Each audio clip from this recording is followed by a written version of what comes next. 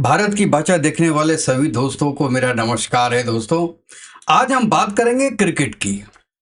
तीन चीजें चल रही हैं क्रिकेट में आजकल। पहला, इंडिया और इंग्लैंड के बीच में जो टेस्ट मैच की सीरीज हो रही है, उसमें चौथा टेस्ट मैच कल ड्रॉ पे समाप्त हुआ और उसमें जो पंगा हुआ वो आप सबको पता होगा। बेन स्टोक्स और इंडियन टीम के बीच में, खासतौर से सर जडेजा के बीच में। इसके बारे में बात करेंगे और रूल क्या बोलता है, आईसीसी रूल क्या बोलता है, उसके बारे में बात करेंगे। उसके बाद हम बात करेंगे आईटीपीएल की, यूरोपियन T20 लीग, और उसका बॉलीवुड से कनेक्शन। और दोस्तों, अगर समय रहा तो हम एशिया कप 2025 की बात करेंगे, जो सितंबर से होने वाला है दुबई में। अगर टाइम मिला तो करेंगे, नहीं तो उसके लिए एक सेपरेट वीडियो बनाएंगे दोस्तों। तो चलिए आज शुरू करते हैं। जो फोर्थ टेस्ट मैच था वो ड्रॉ पे समाप्त हुआ और इसमें तो मैं इंडियन टीम को बधाई देना चाहता हूं कि एक बिल्कुल हारा हुआ मैच। कमेंटेटर्स बोल रहे थे कि it is miracle if India team reaches the fifth day, और उन्होंने फिफ्थ डे पूरा खेला और वो भी इंडिया के केवल 4 विकेट गिरे थे दोस्तों। जबकि सेकंड इनिंग्स की जो शुरुआत हुई थी वो आप सबने देखा होगा, नॉट फॉर टू, 2 विकेट गिर गए थे 0 पे। तो that was a remarkable match. और खास तौर से जो 4 प्लेयर्स थे, जिसमें सर जडेजा, सुंदर, राहुल और कैप्टन गिल, चारों ने लगभग लगभग सेंचुरीज बनाई। 3 ने सेंचुरी और 1 ने 90 रन। एनीवेज, अब हम आज बात करते हैं कंट्रोवर्सी कहां पे हुई। कंट्रोवर्सी हुई कि जब 16 ओवर रह गए थे मैच खत्म होने में, क्योंकि गेम के शुरू में ऐसा लग रहा था कि India will lose this match by lunch और बाय टी, लेकिन हुआ नहीं। और जडेजा और सुंदर की पार्टनरशिप इतनी लंबी चली कि दोनों एटलीस्ट 90s पे आ गए थे। और तब बेन स्टोक्स, जो कि इंग्लैंड के कैप्टन है, उनको लगा कि यार मैच तो अब ड्रॉ हो रहा है, क्योंकि ऑलरेडी इंडिया ने जो है वो 70-75 रन की लीड ले ली है और 16 ओवर का मैच बाकी है। अभी तो 4 विकेट गिरे हैं, तो ये एक तरीके से ड्रॉ है और मैं अपनी तरफ से ऑफर कर देता हूं कि ये मैच को खत्म कर दिया जाए। सर जडेजा ने ये रिक्वेस्ट नहीं मानी और उनसे ये कहा कि भैया, जो भी कैप्टन कहेगा हम तो वो मानेंगे। अब I am also waiting for the captain to response. उसमें अब यहां पे गलती हो गई बेन स्टोक्स से, क्योंकि वो फ्रस्ट्रेट थे।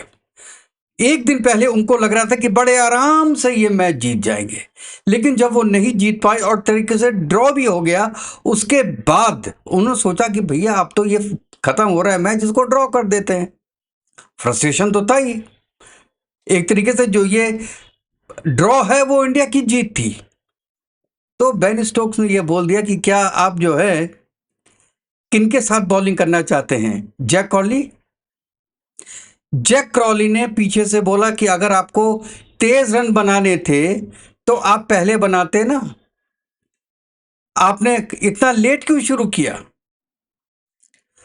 और उसके बाद दोस्तों, जो 2 प्लेयर थे, बेन डकट और हैरी ब्रुक, इनका नाम लिया बेन स्टोक्स ने कि क्या आप चाहते हैं कि इन दोनों की बॉलिंग पे आप सेंचुरी बनाएं? दोस्तों, यहां गलती हुई। अपनी ही टीममेट्स को बेइज्जती किया। मतलब यह है कि बेन डकट और हैरी ब्रुक को बॉलिंग करनी तो आती नहीं। जब उनको बॉलिंग करनी आती नहीं तो आपने हैरी ब्रुक को ओवर क्यों दिया कि वो आराम से सेंचुरी बना ले जडेजा? ये तो आपने विश्वासघात किया अपनी टीम के साथ। क्योंकि हो सकता है आप जॉय रूट को बॉलिंग करते या डॉसन को देते या किसी आप खुद आ जाते या किसी और अच्छे बॉलर को देते, तो हो सकता है 100 रन नहीं बना पाते जडेजा। लेकिन आपने ऐसा नहीं किया। आपने कुंदक में बॉलिंग दी आपने हैरी ब्रुक को, और जो कि उन्होंने एक 4 एक 6 मार के जडेजा ने सेंचुरी पूरी कर ली। यहां पे खुंदक था। आप दोस्तों एक बात बताइए, क्या बेन स्टोक्स को यह चीज सोचनी नहीं चाहिए थी कि दोनों प्लेयर अपने 90s में हैं या एक 80s में है, एक लेट 80s में है, उनको आधे घंटे का गेम चाहिए अपनी सेंचुरीज पूरे करने का, और जिन्होंने कि सुबह से शाम तक मेहनत की है इस मैच को ड्रॉ कराने के लिए, क्या वो सेंचुरी डिजर्व नहीं करते थे? तो यहां बेन स्टोक्स ने जल्दबाजी दिखाई और ऑफर किया हैंडशेक का। अब हम आपको बताते हैं हैंडशेक होता क्या है। जब दोनों टीमों को यह लग जाता है कि हां अब ये मैच ड्रॉ हो गया, अब हम तो नहीं जीत सकते ना वो जीत सकते हैं, तो एक कैप्टन दूसरे कैप्टन के पास जाके, या जो प्लेयर्स होते हैं, अगर कोई फील्डिंग टाइप जो साइड है, वो उसका कैप्टन जाके जो प्लेयर्स होते हैं उनसे हैंडशेक करता है कि आप हैंडशेक कीजिए, ओके बाय बाय, और it's what very good game and we accept for a draw. अब आईसीसी का रूल्स ये कहते हैं, आप दोबारा ध्यान से सुनिएगा, कि अगर दोनों टीम को लगे कि इस मैच का रिजल्ट नहीं निकलने वाला है, तो यह बात तो सही थी, इंडिया की टीम भी ये जानती थी कि रिजल्ट नहीं निकलेगा और इंग्लैंड की टीम भी जानती थी कि रिजल्ट नहीं निकलेगा। तो बेन स्टोक्स की गलती कहां है? बेन स्टोक्स की टेक्निकली गलती नहीं है, उनकी गलती है मानवीयता में, ह्यूमिटेरियन ग्राउंड्स पे। आपको यह बोलना चाहिए था कि भाई दोनों प्लेयर्स, आप लोग ने बहुत अच्छा खेला, आप अपनी सेंचुरीज कंप्लीट कीजिए, उसके बाद हम हैंडशेक करेंगे। दोस्तों, हम बात करते हैं कि आईसीसी का रूल क्या बोलता है शेक हैंड के बारे में।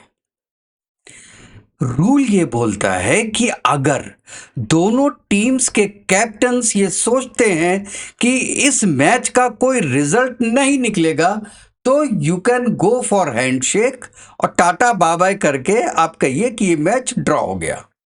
माइंड माई वर्ड्स, दोनों कैप्टन ये सोचते हैं कि रिजल्ट नहीं निकलेगा। तो भाइयों, यहां तो दोनों कैप्टन ही ये सोचते थे कि रिजल्ट नहीं निकलेगा। तो बेन स्टोक्स ने कहां गलती की? बेन स्टोक्स ने जो गलती की वो केवल ह्यूमिटेरियन ग्राउंड पे की, मानवता के ग्राउंड पे की। Technically he was 100% right to offer the handshake, और टेक्निकली देखा जाए तो इंडियन कैप्टन को भी हैंडशेक मान लेना चाहिए था टेक्निकली। क्यों? क्योंकि वो भी मन में जानते थे कि ये मैच ड्रॉ हो गया है, और अगर उन्होंने नहीं माना, इसका मतलब है दे वर बिलीविंग कि इसका रिजल्ट निकलेगा। अगर रिजल्ट निकलता तो उसके लिए आपने क्या किया? जैसे ही सुंदर की सेंचुरी कंप्लीट हुई, आपने हैंडशेक कर लिया।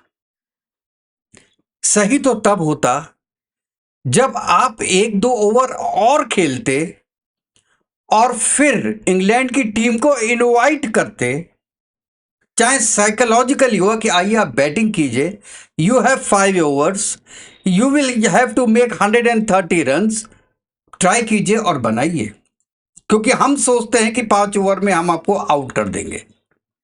ये हाइपोथेटिकल है, लेकिन टेक्निकली ये करेक्ट होता। आपने क्या किया कि जैसे ही 100 रन हुए सुंदर के, आपने एक तरीके से एक्सेप्ट कर लिया कि चलिए ये मैच ड्रॉ हो गया। So on technical grounds you were wrong here. और गुरु, एक बड़ा मजेदार किस्सा हुआ।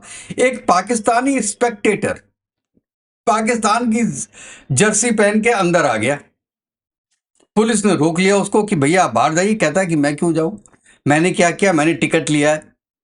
तो उसको ये बताया गया कि जी यहां पर अगर आप इंडिया और इंग्लैंड का मैच देखने आए हैं, तो आप कोई भी जर्सी या कोई भी आर्टिकल पर्टेनिंग टू इंडिया और यूके हुआ तो ठीक है, अदरवाइज और किसी भी थर्ड कंट्री का एक्सेप्टेबल नहीं है। That is a rule book.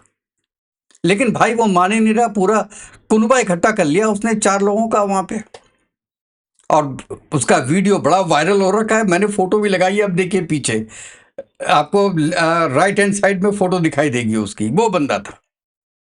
अब वो बाहर गया कि नहीं गया, उसने मैच देखा या नहीं देखा, या उसको कोई और शर्ट दी होगी किसी ने पहनने के लिए मैच देखने के लिए, आई डोंट नो।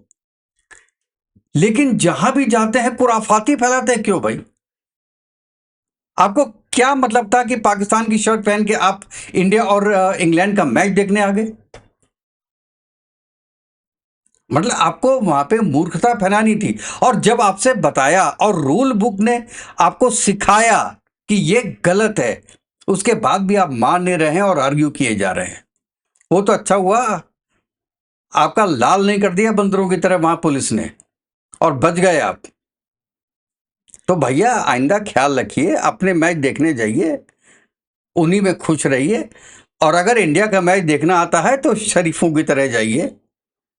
लोग कह रहे हैं, और आपने भी कहा कि वसीम अकरम भी तो वहां पे थे जिन्होंने बेल रिंग किया। वो क्या पाकिस्तान की जर्सी में थे क्या वसीम अकरम? पाकिस्तानियों का जाना माना थोड़ी ना था। खूब आए होंगे देखने के लिए, लेकिन पाकिस्तान की वर्दी में नहीं आ सकते, उनकी जर्सी में नहीं आ सकते आप। तो दोस्तों बड़ा ये ड्रामा हुआ मैनचेस्टर स्टेट में, जो है वो ओल्ड ट्रैफर्ड स्टेडियम में, जिसमें कि एक तरीके से आप ये देखिए कि जो इंग्लैंड की टीम है, वो उनको सेटबैक तो लगा, केवल गेम में नहीं, एटीट्यूड में भी, उनका बेसबॉल प्ले में भी, जो कि इस गेम में वो नहीं खेले। और एक जो उनकी मानसिक सिचुएशन थी पूरे इसके पहले का मैच जीतने के बाद, वो डिमिनिश हुई। और उनकी जो खेल भावना है, स्पिरिट ऑफ गेम है, उसको बहुत धक्का लगा। I was very good fan of Ben Stokes, and still I am still, क्योंकि मैं समझता हूं कि आज की डेट में he is the best allrounder. Ajay Jadeja के, सॉरी, ये आपका जडेजा के रिकॉर्ड्स उनसे बेहतर हैं बॉलिंग में, लेकिन रविंद्र जडेजा स्पिनर है और Ben Stokes medium fast pacer है। तो विद मीडियम फास्ट पेसर होना एंड बैटिंग में बहुत अव्वल होना, it's difficult. It is like Richard Hadlee, Imran Khan. I can't see anybody else, maybe Kapil Dev to some words, to some extent. But Kapil Dev was basically a bowler, not a batsman. The best, I mean, all-rounder is Richard Hadley sort of thing, and I would say Ben Stokes too. Spinners तो कई हुए हैं जो कि बहुत अच्छे batsman रहे हैं। एनीवेज, दोनों का देखिए मैंने कंपैरिजन भी लगाया है, बेन स्टोक्स का और रविंद्र जडेजा के बैटिंग और बॉलिंग का। आप देखिएगा तो उसमें आपको अगर रिकॉर्ड्स देखते हैं तो you will find Ravindra Jadeja higher in bowling and Ben Stokes higher in batting.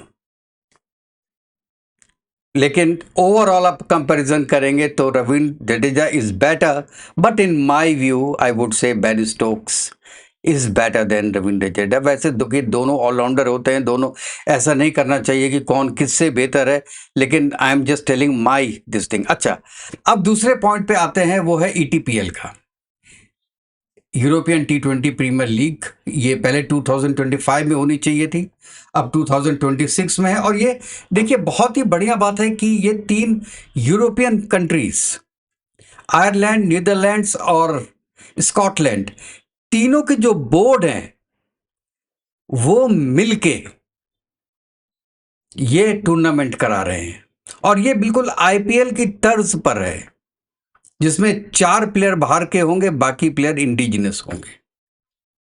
तो ये एक बहुत अच्छा स्टेप है आईसीसी का क्रिकेट को प्रमोट करने में यूरोप में। अब आप पूछेंगे दोस्तों कि इसका क्या कनेक्शन है बॉलीवुड से।